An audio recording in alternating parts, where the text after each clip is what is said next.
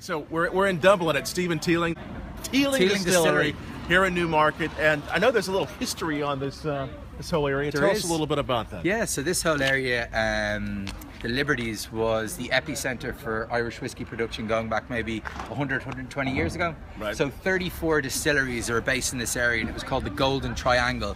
That's why Guinness is based there. So it had access to grains, good water, and any whiskey that was produced in this area got a premium. So Dublin whiskey used to get a premium to all other Irish whiskies, and some of the biggest distilleries in Europe, if not the world, were based out of this area. So we're the first new distillery to come back to Dublin in over 100 years. We're the first recent generation of Teeling to come back right into the city, and we're trying to tell a different story. So more urban, bit of grit, and I suppose just proud to be able to bring our family back to where it all started. Right back here to where it started. Yeah. But you guys had a distillery way back when, or your family had a distillery? Yeah, back in 1782, there was one of our distant relatives, I think 8 generations ago, called Walter Teeling, had a distillery based right here in the heart of the Liberties. So my father in recent years set up Cooley Distillery. It would have been the first independent in Ireland in 100 years. We grew up in that, so it's in our blood, and we felt it was right to try and come back to right where it started for Teeling, right back to the city. And here we are. First new distillery. Yeah. There hasn't been anybody else making a new whiskey for that long. In Dublin. In Dublin, yeah. That's so amazing. Yeah, Irish whiskey. About 100 years ago was 60% of the overall whiskey sales in the world, and it imploded on itself, went down to just 1%. And what we're trying to do is bring an independent voice back to it, an Irish family, and really try and innovate, be respectful for the past, but look to the future, you know?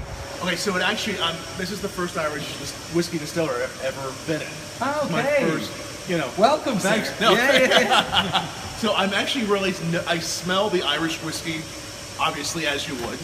What am I smelling here? Yeah, so we're cooking up spring barley, which would be, it loves the rain, so we grow a lot of it here in Ireland. So that is cooking up as we speak.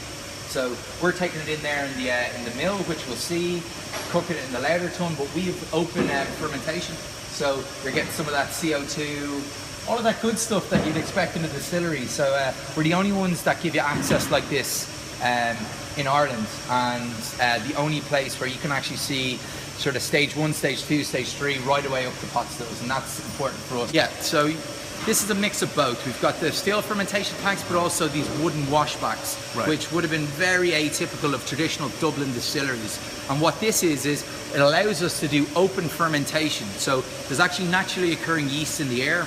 So this actually starts to ferment without us putting any yeast in. Gotcha. So what happens here is that sugary water that came from the lauter tun, the yeast starts to eat the sugar, and we start making alcohol. Right. So to be able to show people that process of it bubbling up was huge for us. And what happens as well is some bacteria starts to be absorbed in the wood that actually puts a lot more flavors into it as well. So it's nice. Atypical Dublin pot stills. So the reason that one's darker, we're pumping a lot more heat through it.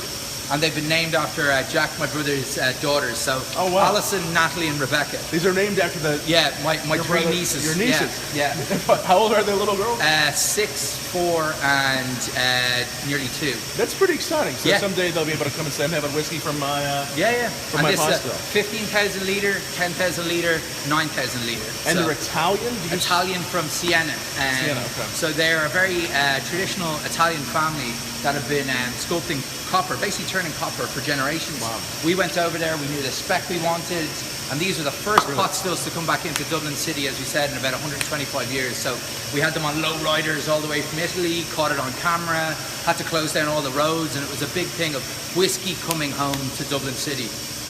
We can actually drill a lot of heat through it, so you get a lot of reflux. Right. So you can get a lot of a much cleaner spirit. So baby's got back, as we were saying. Yeah, these are